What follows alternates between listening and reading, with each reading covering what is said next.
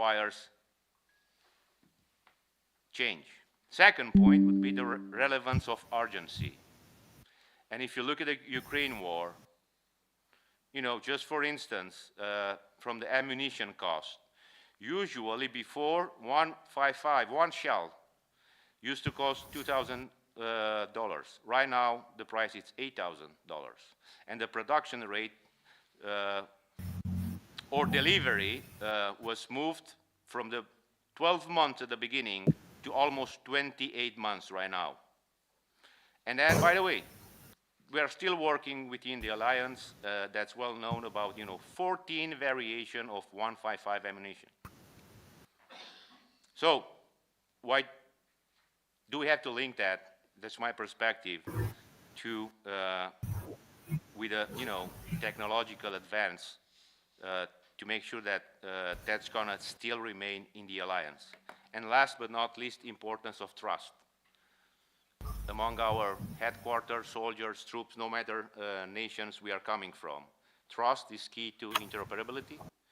Interoperability, to my view, is key to warfighting advantage. And then warfighting advantage is key to deterrence and defense, which is the main job and task to the alliance or the armies of our nations. So my final remarks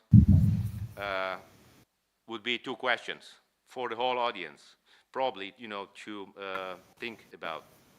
How does emerging disruptive technology influence the character of war in the future, how they may do that, and what's the impact on the military, and not only on the military? And the second question, I think, probably we should rather ask what happens, not if Ukrainian loses, but rather how does the world, or how will the world look like if Russia loses? Thank you very much. Thank you very much, General. And I'm now inviting Major General retired Vakhtang Kapanadze, which served as Georgia Deputy Defense Minister 1990 to 1991, after which he was appointed Chief of Staff of the Afghan War Veteran Battalion and the Special Reconnaissance Battalion. Between 1993 and 1999, he was head of the Combat Reconnaissance Intelligence Branch of Main Intelligence Department. Other positions include Commander of the 11 Motorized Brigade, Chief of J2 Department of General Staff, Chief of Staff of the Rapid Reaction Forces, Chief of the General Staff of Georgia, 2004-2005, Military Advisor to the President of Georgia. He was appointed Georgia Extraordinary and Plenipotentiary Envoy to Poland in 2007 until 2008, when Russia-Georgia war broke out. From 2008 to 2012, he served as Deputy Head of the Foreign Intelligence Service of Georgia. 2013 to 2016, he served as Georgian Armed Forces Chief of General Staff. He was appointed Georgia Military Representative to NATO and EU in 2017, a position he held until 2020.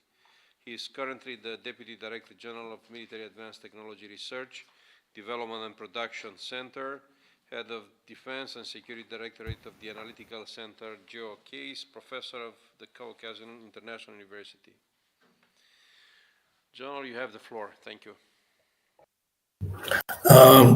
Thank you very much. And first of all, I would like to thank my Romanian colleagues for this opportunity to participate in such an interesting discussion about one of the principal topics of today's world, and with such distinguished experts. So Russia's full-scale aggression against Ukraine in 2022 became trigger reshaping the entire security architecture of Black Sea region and the whole of Europe. Today we can say that Russia's invasion has divided the world, but united the West. Many European countries are in the process of rethinking their security arrangements to better adapt to the difficult geopolitical environment. Most affected by Russian aggressive policy, of course, are so-called new Eastern European states located in the wider Black Sea region and considered part of the near abroad by Russia. About 80 years ago, George Kennan wrote, "The jealous and intolerant eye of the Kremlin can distinguish in the end only vassals and enemies. And the neighbors of Russia, if they do not wish to be one, must reconcile themselves to being the other." I think it's wise words. And today, for example, Georgia and Ukraine are enemies. Belarus is vassal, and it is what Putin believes, and it is what Russia has done, both in Caucasus and in Eastern Europe. And Putin, along with his policy-making elite, will not act any other way. The imperial mentality is deeply embedded in Russia's political class.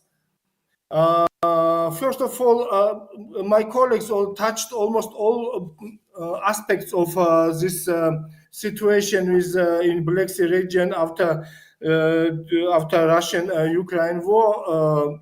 And I'd like to touch firstly a point of why Black Sea is so important for Russia. And why Russia's struggle is so heavy for Black Sea. Established as a landlocked country, Russia's strategic objective has historically always been to expand towards the seas, mainly Black Sea and Baltic Seas. The importance to Russia of the Black Sea is not a new phenomenon. Putin's current policy, making and military strategy would likely be recognized to generations of Russian leaders, both imperial and Soviet Russia. Today, Russia has shown over generations that it is more than willing to make great sacrifice to control the critical naval theater. Very interesting about with in regard of geography that Black Sea much closer to Moscow than, for example, Gulf of Mexico to Washington D.C. So it's also important thing for considering the situation in the Black Sea region. Very interesting is that in Cold War period, Black Sea was not under focus of the NATO on European Union because of it was not. It was Soviet Lake. That time coastline of Soviet bloc, I mean Soviet Union plus Romania, Bulgaria, was 4,700 kilometers. Compared with Turkey, 1,200 kilometers. After the collapse of Soviet Union, Russia had only 1,800 kilometers of coastline of Black Sea. But after occupation of Georgian west part, I mean Abkhazia, he had 200 kilometers. After occupation of Ukraine's south, Crimean south part, Russia had 800 kilometers. And today, Russia control 1,800 kilometers. It's quite a big size. And same times, I hope not, but in case of full annexation of Ukraine's coastline, Russia will control about 3,800 kilometers. More broadly, Moscow sees the Black Sea region as a vital to its geoeconomic strategy. It means that to project Russian power and influence in the Mediterranean, protect its economic and trade links with key European markets, and make Southern Europe more dependent on Russian oil and gas. Moscow sees the Mediterranean as a largely NATO-dominated area, but it hopes to spot opportunities to make political, economic, and military inroads with key regional states, as it has and military it has done in Syria. For example, Russia eyes opportunities to expand its influence in Mediterranean countries like Cyprus, Egypt, Libya, and of course, African contingent also. And the Black Sea holds a special significance in the Russian strategic calculus for several reasons. First of all, it is an important crossroad and strategic intersection for the entire region. Dominating the Black Sea world would allow Russia to project power to the Eastern Mediterranean, the Northern Middle East, the South Caucasus, and to the rest of mainland Europe. Russia's military operation in Syria, for instance, we are supported by the naval presence it maintained in the Eastern Mediterranean, some of which were elements of the Black Sea Fleet. Also very important that the region is important for Russia for transit corridor for goods and energy. Control over regional ports and sea lines would give Russia the power to choke trade and energy routes and blackmail states into compliance. Moscow could also utilize its power and influence in the Black Sea to challenge and disrupt energy supplies via pipeline from the Caspian Basin to Europe. We should mention that Black Sea region can be considered as NATO's soft underbelly or the vulnerable spot in its eastern flank. Historical grievance and ethnic tension could be harnessed by Moscow as a means to interfere in its neighbors' affairs and pressure regional government into aligning itself with Russia. By turning regional NATO members, Moscow could severely weaken the alliance internal cohesion and undermine its credibility. The Kremlin today and before this war and nowadays has planned on a long-term rearmament program designed to establish an anti-access area denial A2AD zone over the region. The concept focuses on deploying capabilities that prevent forces from entering an area, which means it's anti-access, and secondly, limits an opponent's freedom of action and maneuver within the operational area. So, which means area denial. Within an operational A2AD bubble, long-range assets could be deployed to strike ground targets, interdict maritime traffic, and impose no-fly zones. During a conflict, such a strategy greatly increases the risk of casualties for any hostile forces entering the A2AD bubble. Crimea will be the main platform for conducting A2AD operations. Advanced defense systems have been deployed to the peninsula, such as anti-ship Bastion P missile systems equipped with the P-800 Onyx cruise missiles, along with the anti-aircraft S-300 V4 and S-400 Triumph missile systems.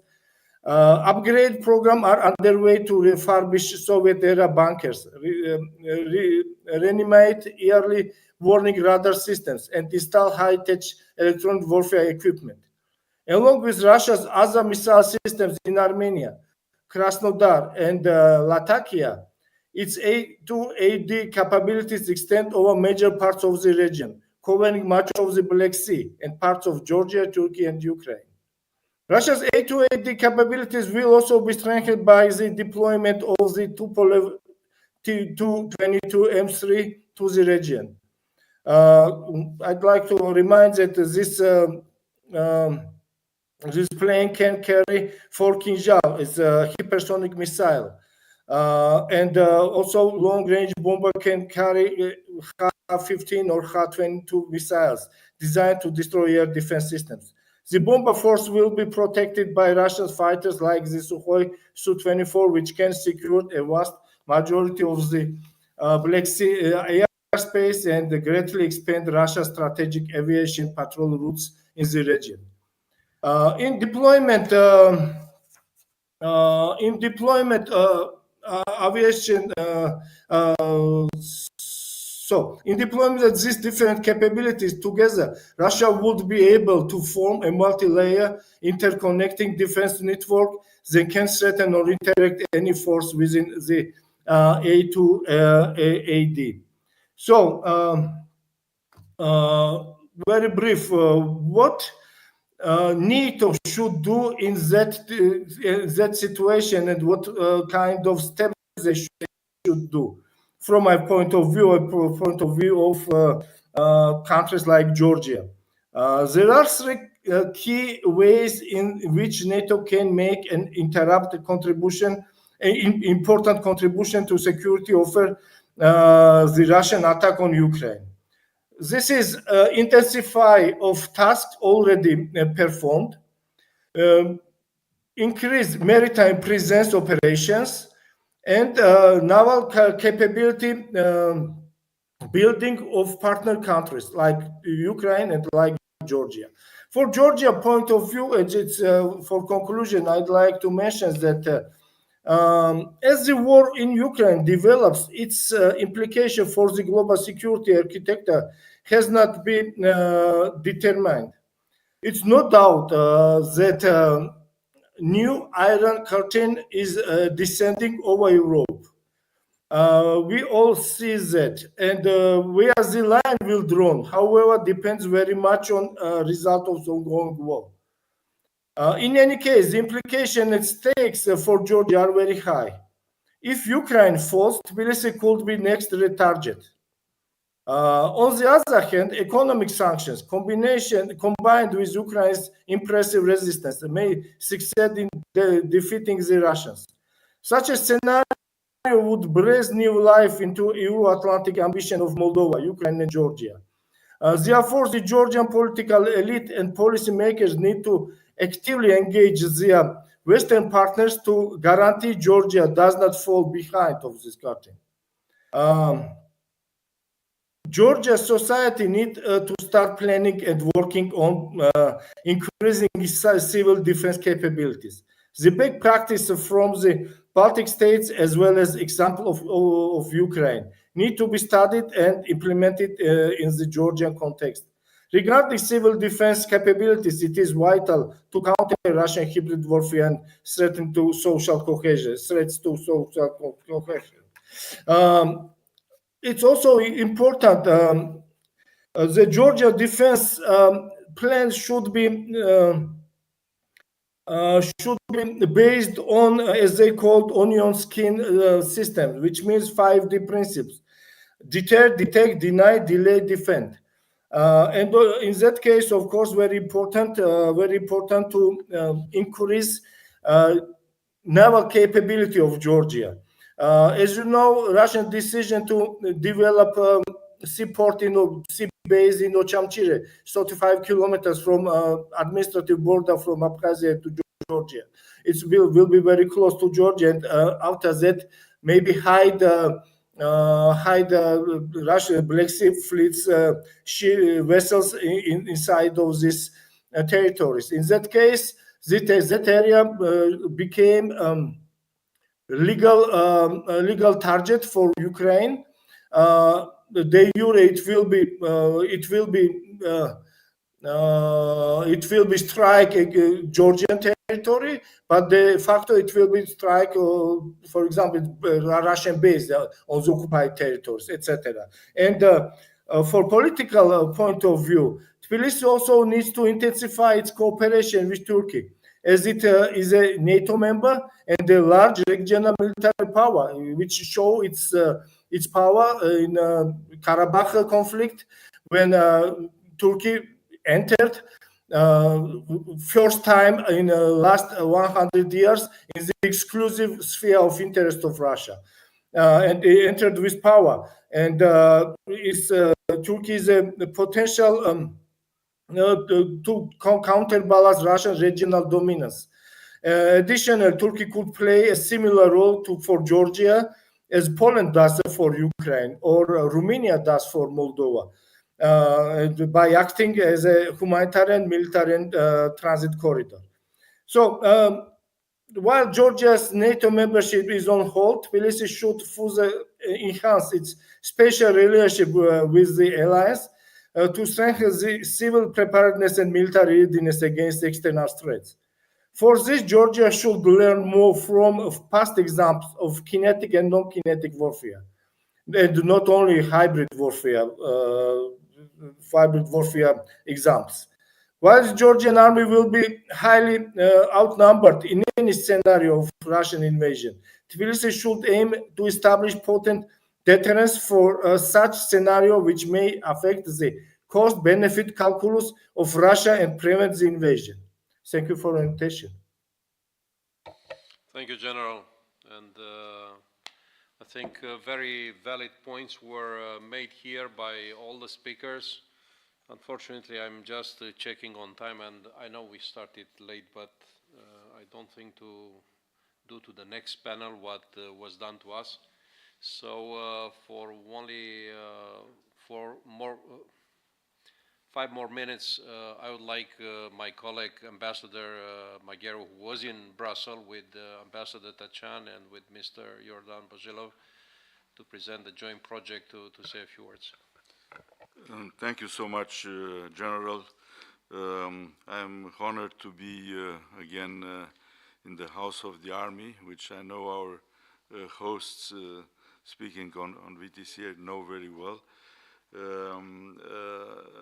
Indeed, I was privileged to represent the New Strategy Center in the presentation of our joint study on the Black Sea in Brussels, which you mentioned in the opening statement, and I seize this opportunity to greet from afar Director of Sofia Security Center, Yordan Bozilov, and Ambassador Tachan Ildem from EDAM, which we just listened to their interventions. Also, I want to greet the representative of Georgia. In Brussels, my colleagues told me of the very strong commitment and contribution of the Georgian military as partners to NATO effort, and part of our study was dedicated to the relation between the three riparian countries to the Black Sea with the partners. Currently, there is a very rich conference in this building of the Army taking place today and tomorrow. I am sorry not all of you are able to be present here. And the Ukrainian partners are in another hall presenting their situation.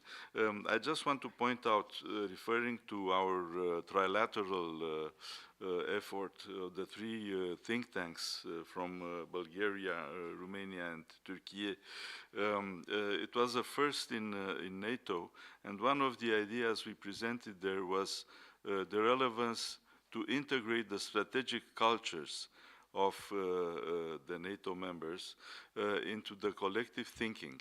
And I think what we have done together, it is just a beginning of putting our minds, our historical experiences together, and the perceptions of the military and the diplomatists on the priorities on our region, because there is a feeling that whereas the epicenter of the present-day conflict is actually taking place in and around the Black Sea, and Ambassador Ildem mentioned the holistic dimension of this conflict.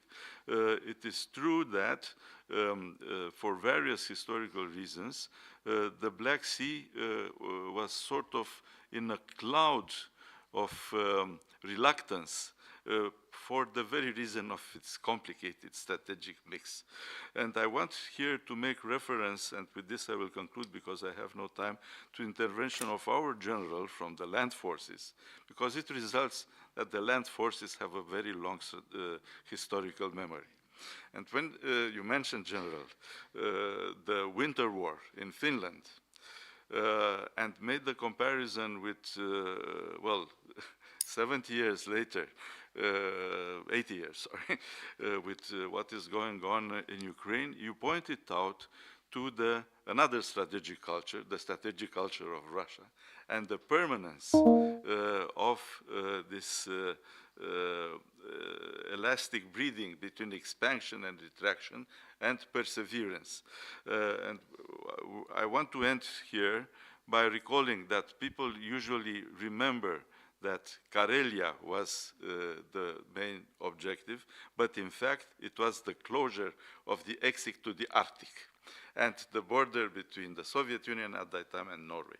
The same thing has been going on at the border between what is today North Korea and Vladivostok, closing the exit of China, and the same thing is going now in the Black Sea with Crimea, and from the point of view of both Turkey, the straits were mentioned, but Romania and Bulgaria, the proximity to the Serpent Island and the mouths of the Danube, and the protection of navigation. And here we have to make a combination of all these historical dimensions, and I want to thank you. We have tried to approach also this. I will finish here by saying that both the experts from scholars from the Sofia Security Forum, EDAM, and our New Strategy Center will continue our efforts, and we will hope to benefit from your input in our efforts to disseminate the strategic culture from the Black Sea. Thank you very much, and greetings again to our colleagues and friends.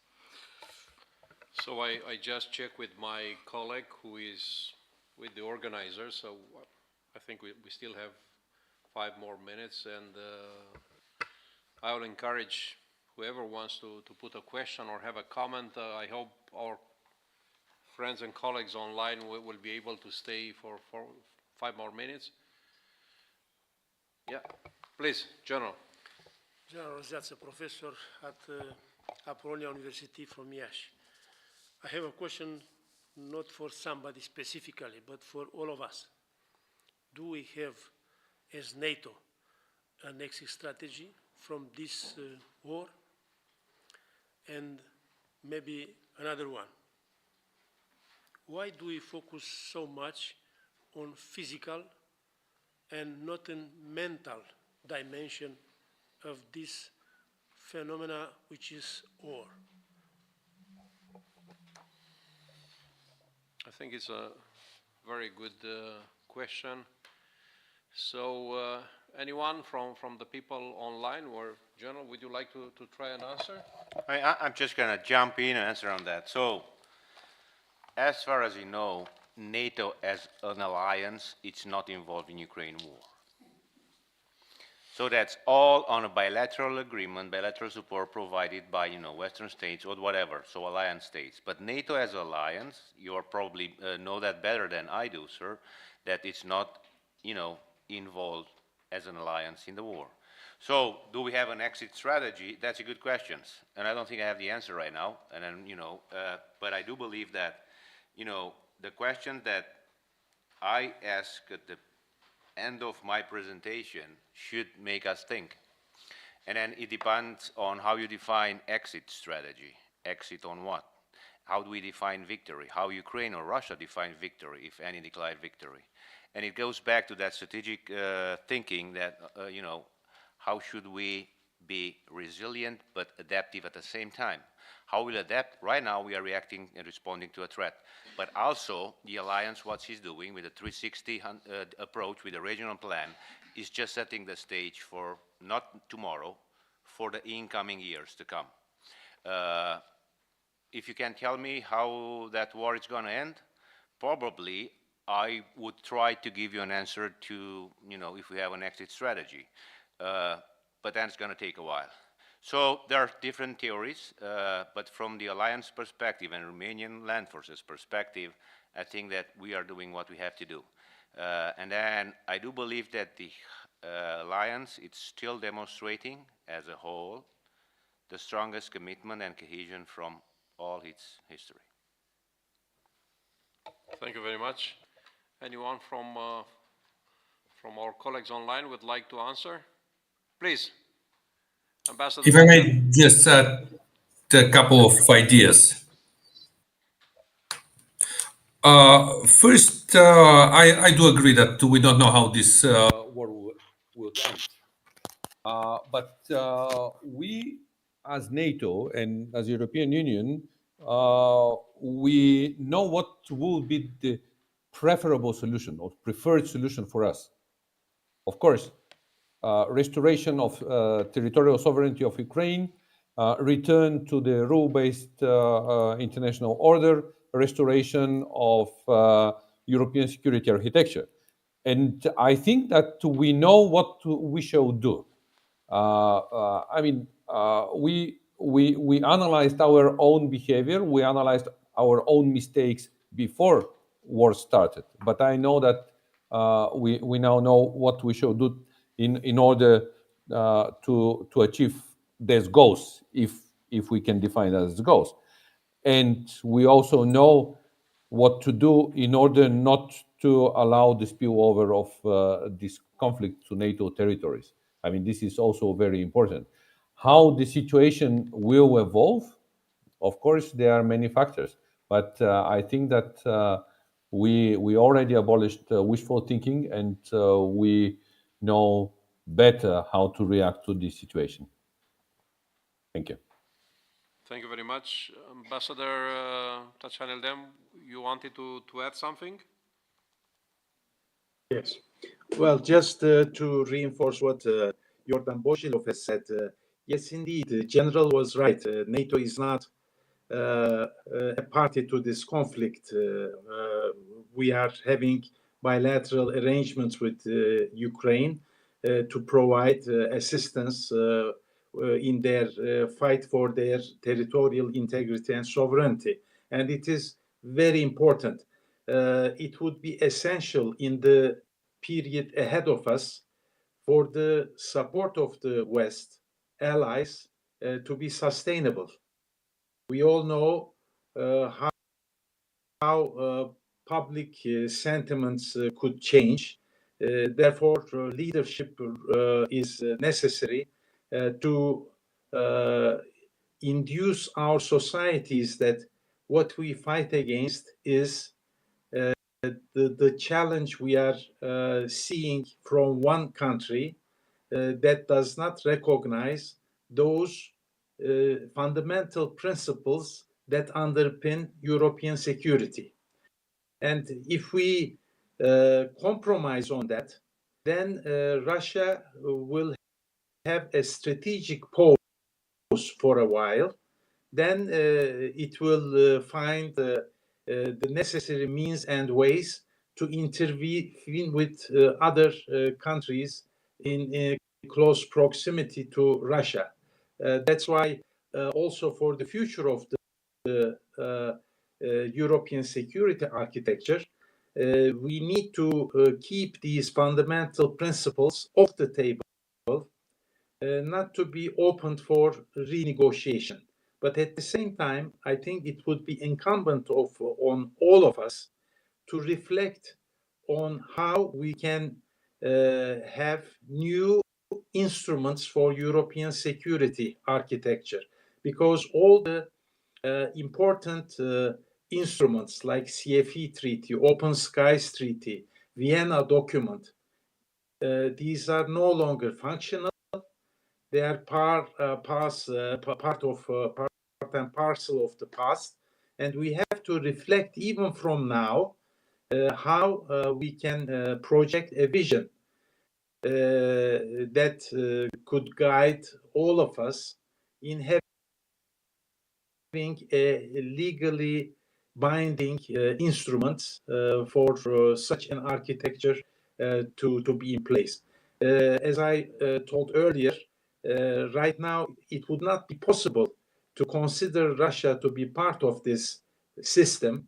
It depends on post-war circumstances and how Russia would be behaving with respect to cherishing those fundamental principles that underpin European security. And regarding the material versus mental dilemma, I fully agree that in all of our transformation efforts, mental transformation would be quite important. That's why if NATO succeeds in its adaptation efforts, it also relates to mental transformation, which we all require. Thank you. Thank you very much. The very short and final intervention from Ambassador Doru Costa. Thank you very much. Indeed, it is a very short, just reference to a piece of news. Most probably you have heard it, but I think it is worth mentioning that it is not only NATO who is dealing with security aspects on the Black Sea or around the Black Sea following the war. It is also the EU. And this is proven by the delegation that is going to visit Ukraine at the beginning of December, following the decision of the Council, a delegation that will specifically deal with proposals on security actions to be taken jointly by Ukraine and the EU in the following period. And as a concrete example of cooperation, I will recall that yesterday an agreement was signed on enhanced cooperation on security, on cybersecurity, between EU and Ukraine. Thank you very much. Thank you, sir. And on this positive note, let me thank the panelists for their contribution. I thank all of you for being here. I'm sure that the conversation will continue. And thank you one more time. Round of applause for our panelists. Thank you. Thank you very much.